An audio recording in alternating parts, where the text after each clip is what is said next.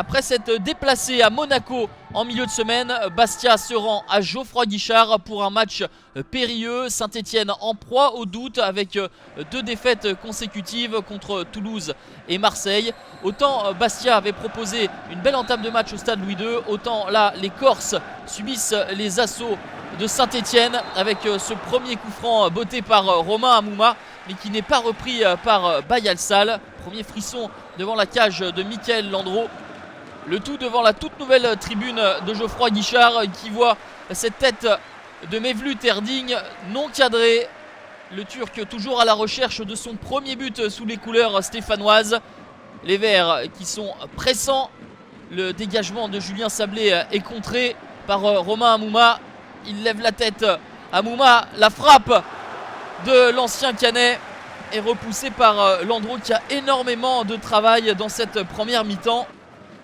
Christophe Galtier harangue ses troupes. Les Stéphanois proposent une belle première mi-temps et ils vont être récompensés par ces multiples occasions avec le but inscrit par Franck Tabanou de son pied droit, s'il vous plaît, lui le gaucher.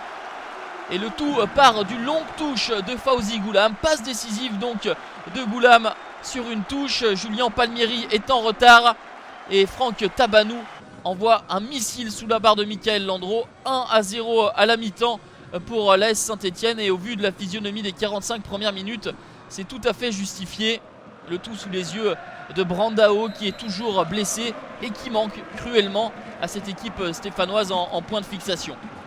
Une situation tout de même pour les Verts peu avant l'heure de jeu. Le ballon qui revient en tête de surface de réparation dans les pieds d'Ismaël Diomandé qui envoie un missile à son tour sous la barre transversale de Mickaël Landreau qui n'y peut absolument rien de la réussite pour le jeune Ismaël Diomandé, puisqu'Anthony Gauthier, l'arbitre de la rencontre, a légèrement touché cette balle. Toujours est-il que c'est le premier but de Diomandé sous les couleurs stéphanoises, lui qui entraînait sa première titularisation. 2-0 pour les Verts et on voit mal comment les Bastiais vont revenir au score.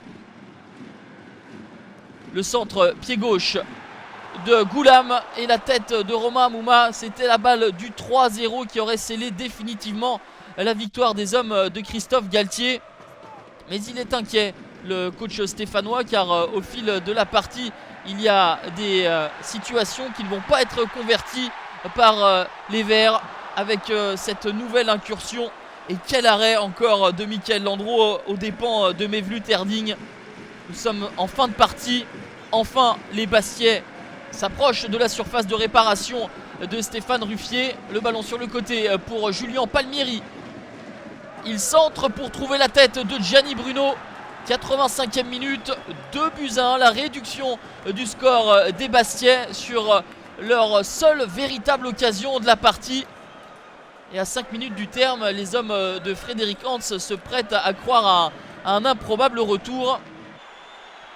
Les ultimes minutes, les ultimes secondes même, 95e minute. Le centre de Wabi Kazri, Palmieri dans la boîte. Et c'est pour François Modesto, complètement esselé dans la surface, qui trompe Stéphane Ruffier. Et regardez sur ce révélateur, François Modesto était bel et bien en position de hors-jeu. L'arbitre de la rencontre, Anthony Gauthier, valide cette égalisation. Score final, 2 buts partout. Incroyable scénario que de voir les Bastiais recoller au score. Saint-Etienne laisse encore filer des points à domicile. 3 matchs sans victoire pour les Stéphanois.